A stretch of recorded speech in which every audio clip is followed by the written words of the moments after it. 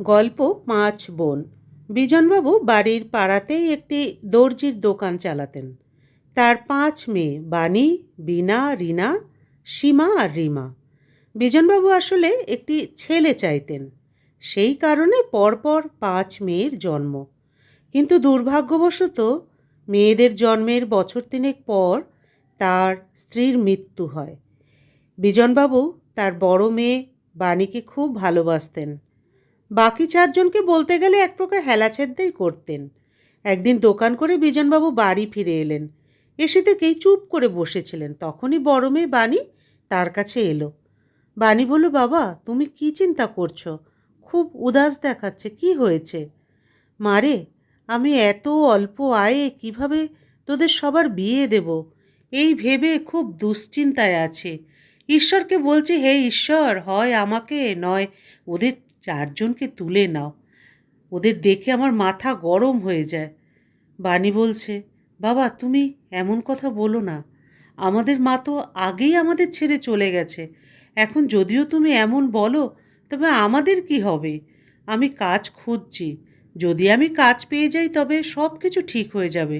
আমি তোমাকে কথা দিচ্ছি, আমি আগে আমার সব বোনেদের বিয়ে দেব, তারপর নিজে বিয়ে করব। মারে, আমি জানি তুই খুব বোঝদার বুদ্ধিমতী, তোকে দেখেই তো আমি এখনো বেঁচে আছি। বিজনবাবুর ৪ মেয়ে বীণা, রীনা, সীমা আর সবচেয়ে ছোট রিমা এইসব কথাগুলো শুনছিল। বিজনবাবু নিজের ঘরে চলে গেলে ৪ বোন কাঁদতে কাঁদতে দিদি বীণার কাছে এলো। রিমা বলল, দিদি বাবা আমাদের একদম পছন্দ করে না, আমরা কোথায় যাব? তোরা ৪ জন চুপ কর, বাবার মন খারাপ তাই এমন কথা বলছে। বলতো কোনো বাবা কি নিজের ছেলে মেয়েদের ঘৃণা করতে পারে? আর আমি তো আছি তোদের দেখভালের জন্য। আমি থাকতে তোদের কোনো চিন্তা করতে হবে না। চল এখন ঘুমোতে যা। ৪ জনেই নিজেদের ঘরে চলে যায়। রাতে বাণীর ঘুম আসে না। ও বসে বসে ভাবতে থাকে কি করা যায়। এই ভাবনার মধ্যেই রাত কেটে যায়। পরদিন সকালে বাণী তার ২ ছোট বোনকে স্কুলে পাঠিয়ে কাজ খুঁজতে বেরিয়ে পড়ে। ও একটি দোকানে যায়। দাদা, আপনার দোকানে কি আমি কোনো কাজ পেতে পারি? দোকানদার বলল, না, আমাদের দোকানে কোনো কাজ নেই, আসতে পারেন। বাণী এইভাবেই সারাটা দিন বাজারে ঘুরে বেড়ায় এবং সন্ধ্যায় হতাশ হয়ে বাড়ি ফিরে আসে। দিনের পর দিন দোকানে দোকানে গিয়ে কাজ খোঁজে, কিন্তু কোথাও কাজ পায় না। সন্ধ্যায় যখন ও বাড়ি ফেরে তখন দেখে তার বাবা খাটে শুয়ে আছে।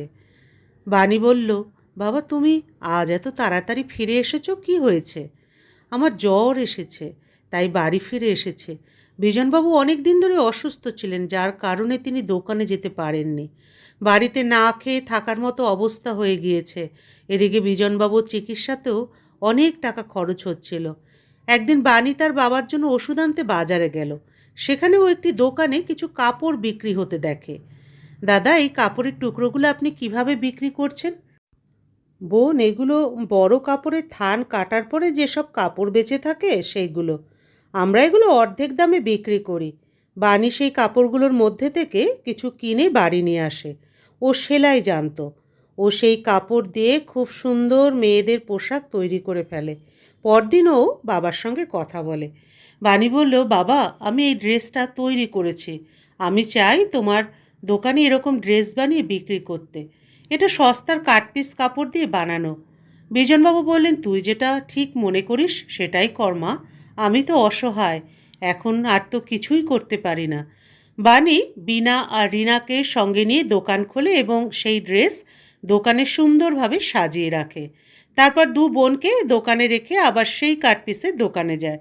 সেখান থেকে আরও কিছু কাপড় কিনে দোকানে ফিরে আসলো। বীণা তখন বলল, দিদি তোর বানানো ড্রেসটা আমরা ৫০০ টাকায় বিক্রি করেছি। বানি বলে, আরে বাহ, ওটা তো মাত্র ১৫০ টাকায় তৈরি হয়েছিল। তাহলে তো আরও কাপড় নিয়ে আসতে হবে, তারপর অনেক ধরনের ড্রেস বানাবো। বানি, বীণা আর রিনা মিলে ড্রেস বানাতে শুরু করে। তাদের বানানো ড্রেসগুলো ক্রেতাদের খুব পছন্দ হয় এবং সঙ্গে সঙ্গে বিক্রি হয়ে যায়। ৩ বোন মিলে সেই দোকানটিকে একটা বুটিকে পরিণত করে। সীমা আর রিমা বাড়িতে ওদের বাবা বিজনবাবুর দেখাশোনা করত। এইভাবেই সময় কেটে যাচ্ছিল। একদিন একটি মহিলা দোকানে এলেন। আমার নাম আলপনা মিশ্র। আমি বড়বাজারে মেয়েদের পোশাকের হোলসেলের ব্যবসা করি। আমার নিজের লেডিস ড্রেসের গোডাউনও আছে। তোমাদের তৈরি ড্রেস আমার খুব পছন্দ হয়েছে। আমি চাই তোমরা এই কাজটা আরও বড় করো। এজন্য আমি তোমাদের 5,000 ড্রেসের অর্ডার দিচ্ছি। এই নাও 2 লাখ টাকা। এই টাকা দিয়ে একটা ফ্যাক্টরি শুরু করে দাও। কিন্তু ম্যাডাম, আমরা এত বড় কাজ কিভাবে করব? তুমি সেটা নিয়ে ভেবো না। আগামীকাল থেকে আমার অফিস থেকে কিছু লোক আসবে। তারা তোমাদের পুরো ফ্যাক্টরি তৈরি করে দেবে। 1 মাসের মধ্যে বানির ফ্যাক্টরি চালু হয়ে যায়। এরপর আরও অনেক জায়গা থেকে অর্ডার আসতে থাকে।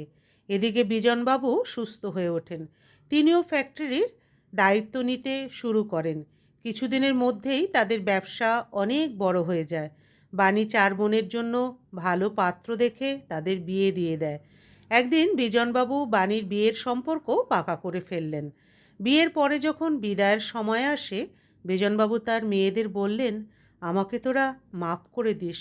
আমি দিনের পর দিন তোদের মেয়ে বলে দোষারোপ করেছি। সত্যি আজ যদি আমার ছেলে থাকতো, তবুও সে আমার জন্য এত কিছু করতো না, যা তোরা আমার জন্য করছিস। তিনি আনন্দের সাথে 4 মেয়ে জামাইদের নিয়ে বাণীকে বিদায় দেন। বিয়ের পরেও 4 বোন একসঙ্গে ব্যবসার দায়িত্ব সামলাতে থাকে। দ্বিতীয় গল্প, রুনার ফিরে আসা। 10 বছর, একটানা 10টা বছর রুনা নিজের বাড়িতে পা রাখেনি। না বাপের বাড়ি, না মায়ের ফোন, না ছোট ভাইকে ভাইফোঁটার শুভেচ্ছা। সব কিছু ধীরে ধীরে হারিয়ে গিয়েছিল ওর জীবন থেকে। বিয়ের পর থেকেই রুনার সংসারটা মসৃণ নয়। স্বামী অতীশের রাগ, শ্বশুরবাড়ির দেওর ননদ, শ্বশুর শাশুড়ির উঠতে বসতে অপমান, সন্তান না হওয়ার কষ্ট, সব মিলিয়ে রুনা মানসিকভাবে একেবারে নিঃস্ব। কথা বলার মানুষ খুঁজে পেত না ও। মা মাঝে মাঝে ফোন করত, বলতো, একদিন আয় না মা, কত বছর তোকে দেখিনি। তোর মুখটা দেখার জন্য আমার বুকটা যে ফেটে যায়। চোখ দুটো বোঝার আগেও কি তোকে একটা বারের জন্য দেখতে পাবো না মারে? রুনা কিছু বলতে পারতো না। মাথা উঁচু করে যাওয়ার সাহস হতো না তার। কিন্তু সেই দিন সকালে আকাশটা হঠাৎ করে কেমন যেন কালো হয়ে গেল। মনে হয় প্রচণ্ড জোরে বৃষ্টি নামবে। মোবাইলে একটা মেসেজ এলো, দিদি, মা আর নেই। রুনা কিছুক্ষণ নিঃশব্দে তাকিয়ে থাকলো স্ক্রিনে। তারপর ধীরে ধীরে উঠে ব্যাগ গোছাতে লাগলো। কিছু না বলে অতীশের চোখ এড়িয়ে বাড়ি থেকে বেরিয়ে পড়ল। বাসটা যখন গ্রামের শেষ মোড়ে নামলো, তখন বিকেল পেরিয়ে গেছে। গাছপালা এখনও আগের মতোই, রাস্তাগুলোতে সেই পুরনো ধুলো। শুধু বাড়িটার চেহারা অনেক পাল্টে গেছে। বাড়ির দরজায় দাঁড়ানো ছোট ভাই টুবাই রুনাকে দেখে চমকে উঠল। তুই এসেছিস দিদি? হ্যাঁ ভাই, অনেক দেরি করে ফেলেছি তাই না? টুবাইয়ের চোখে জল। মা শেষ সময় তোর নামই নিয়েছে, বলছিল রুনা আসবেই একদিন। আমি বিশ্বাস করি। রুনার চোখে জল নেই, কান্নাগুলো মনে হয় বুকে পাথর হয়ে জমে গেছে।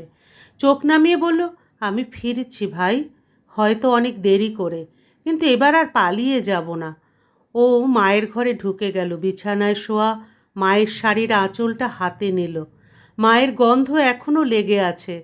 হঠাৎ করে এক ফোঁটা জল গড়িয়ে পড়ে রুনার গাল বেয়ে। সে জানে এই কান্না অনুতাপের নয়, এটা ফিরে আসার শান্তি। সেই রাতে চাঁদ উঠেছিল। বহুদিন পর ছাদের কোণে দাঁড়িয়ে রুনা আকাশের তারা গুনছিল।